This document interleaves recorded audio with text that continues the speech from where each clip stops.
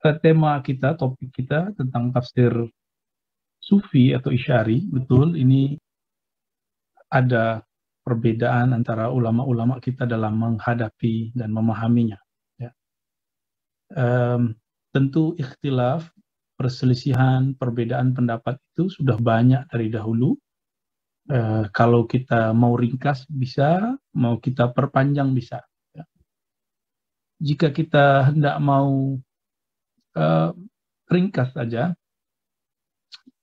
di antara ulama-ulama terdahulu mereka memulai memahami dulu dari makna tafsir. Ya.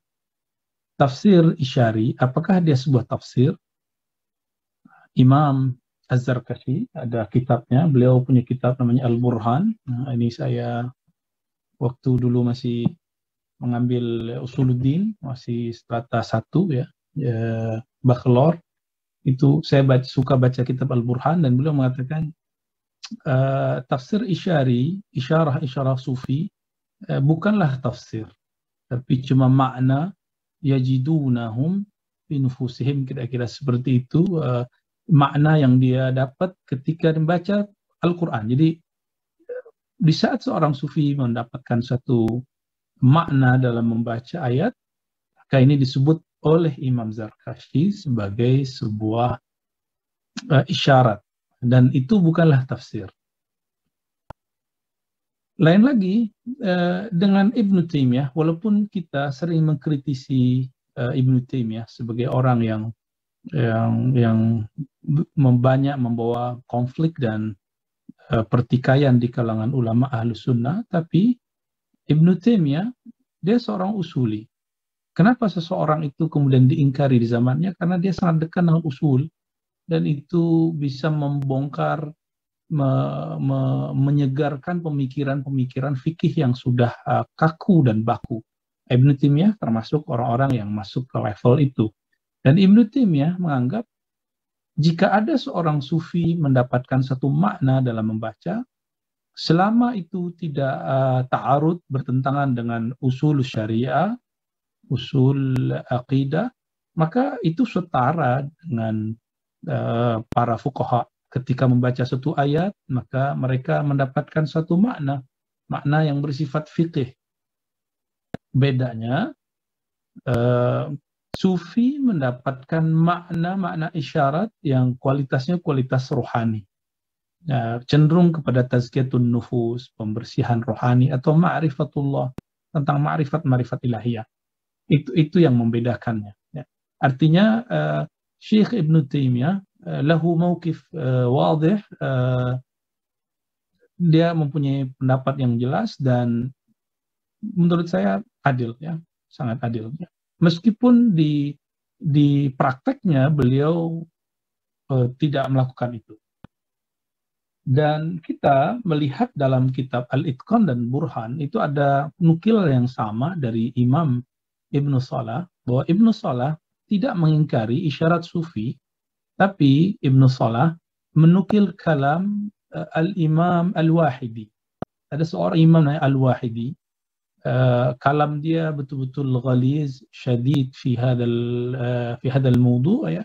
Betul-betul agak keras, sangat keras dalam masalah ini, bahwa dia mengatakan man i'taqada, siapa yang meyakini anna fi haqa'iqit tafsir. Jadi waktu itu ada persoalan kemasyhuran suatu kitab namanya Haqa'iqut Tafsir, karya Imam As-Sulami, guru daripada Imam Al-Qushairi, salah satu imam sunnah. As-Sulami ini dalam ilmu hadis kana arifan bi ilmi al-ilal, ya. Beliau sangat menguasai ilmu ilalul hadis, salah satu ilmu yang sangat pelik di dalam ilmu hadis, dan siapa yang menguasainya seakan dia menguasai semua ilmu hadis. Ya, ilmu ilal ini hanya didapat oleh orang-orang yang telah lama mengkaji hadis, karena membutuhkan zauq yang dalam. Ya, pencapaian ujung dari ilmu hadis, ilmu riwayah adalah ilmu ilal. Imam As-Sulami di dalam ilmu hadis mutafannin, ahli, di dalam ilmu tafsir sudah sampai pada ujungnya tafsir, yaitu isyarah ruhiyah. Ya, nanti kita coba lihat bagaimana. Kenapa saya menyebut ujung, penghujung daripada ilmu perangkat-perangkat, alat-alat atau syurut yang mesti dipunyai oleh seorang mufassir. Kita tentu sudah sangat akrab dengan Imam As-Suyuti. Imam Suyuti dia punya kitab, ini kitab Al-Itqan ya. Silakan nanti karena ini sudah menjadi pembahasan umum, dicari di Naw Al-Thamin was-Sab'ud. Dia memulai dengan pembahasan yang penting itu ma'akhidh tafsir. Ma'akhidh tafsir, sumber-sumber dari manakah tafsir diambil. Lalu dia di tengah-tengah pembahasan dia menukil pembahasan tentang tafasir sufiyah. Tafasir. Jadi dia sendiri menyebutnya tafasir sufiyah. Ya, tafasir sufiyah. Seakan-akan Al-Imam As-Suyuti la yuwafiq bizarkashi. Beliau tidak sepakat dengan kalam Zarkashi yang mengatakan bahwa Imam Zarkashi tidak menerima ada tafsir sufi dan menganggapnya cuma sebagai mawajid, sesuatu yang diperoleh, ide-ide, tapi Imam Suyuti menukil kalam-kalam yang berbeda, ada yang pro, ada yang kontra. Dan saya melihat beliau menutup dengan kalam Imam Al-Arif Billah Ibn Atha'illah Sakandari, yaitu kitab Lataiful Minan, mengenai manaqib Sayyidi Syekh Abil Hasan Syazili, dan gurunya Ibn Atha'illah bernama Abul Abbas Al-Mursi, yang merupakan kutub fi zamanihim, dan memuji bahwa kalam-kalam sufi ada tafsir yang bagus dijadikan sebagai iktimat, kira-kira seperti itu kalau kita terjemahkan secara bebas. Jadi Imam Suyuti seakan-akan beliau cenderung dan tidak menolak ada tafsir sufi ya. Meskipun pendahulunya yaitu Imamuna Az-Zarkashi menolaknya sebagai sebuah tafsir. Tapi perlu kita lihat bahwa meskipun mereka menolak, tapi mereka tidak menolak itu terjadi sebagai sebuah mawajid. Hanya menolak dia dimasuki, dia dimasukkan, dia dianggap sebagai sebuah tafsir. Ya, hanya itu perbedaannya.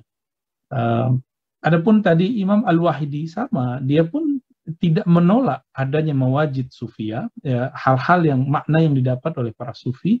Dia hanya mengatakan man i'taqada annahu tafsiran, siapa yang meyakini bahwa yang di dalam kitab Haqa'iqut Tafsir As-Sulami itu tafsir, adalah sebagai sebuah tafsir, padahal itu isyarat-isyarat sufi, faqad kafar, dia kufur ya. Tapi kalam ini fihi mubalaghah, menurut saya ini berlebihan, dan para ulama kita sepertinya tidak mengikuti pola-pola daripada Al-Wahidi.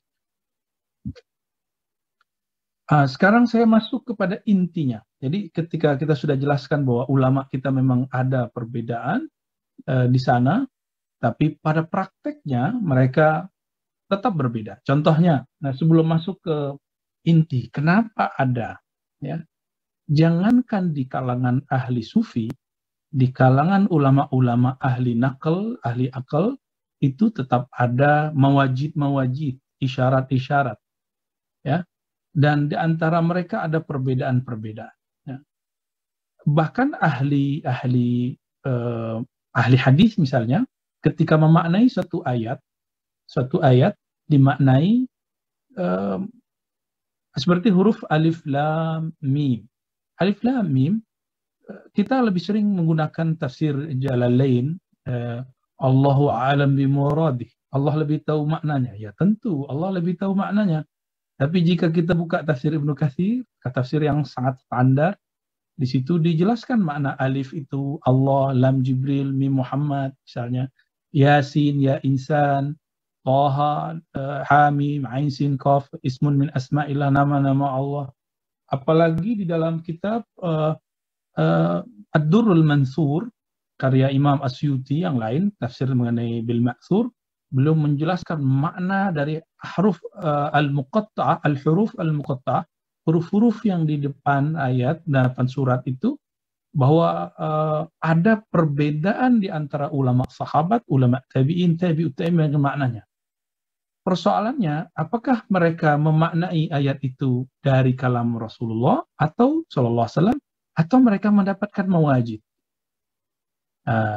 Jauh-jauh hari mereka bahkan membahas seperti ini. Kalam sahabi bisa dikategorikan tafsir, tapi kalam tabi'i tidak. tatbiknya bagaimana? Penerapannya bagaimana? Ternyata dalam prakteknya, di dalam kitab Tabari, kitab Ibnu Katsir, Al-Alusi, sampai semuanya, mereka ya'tamiduna ala aqwal tabi'in. Mereka tetap menjadikan kalam tabi'in sebagai sumber. Padahal ulama-ulama tabi'in, mereka mengalami mawajid-mawajid, ya, makna-makna yang mereka peroleh.